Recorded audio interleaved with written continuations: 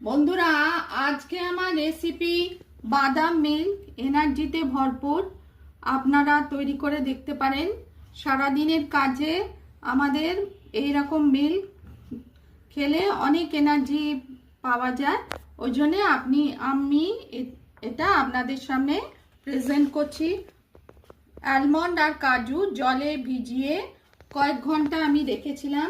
তারপর আমি জাল করা ঠান্ডা দুধে ওই অ্যালমন্ড কাজু নিয়ে ওই দুধ মেশানো বাদামটা মিক্সিতে পেস্ট করে নিলাম।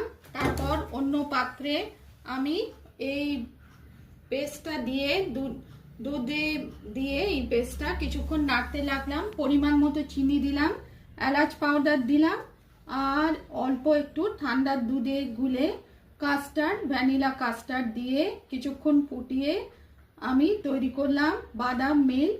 ওপর থেকে আপনাদের সামনে গ্লাসে রেখে প্রেজেন্ট করছি। ওপর থেকে অ্যালমন্ড আর কাজু দিয়ে গার্নিশ করেছি। রেসিপি পছন্দ হলে লাইক করবেন, চ্যানেলটিকে সাবস্ক্রাইব করার অনুরোধ রইল। হেলদি টেস্টি বাদাম মিল্ক।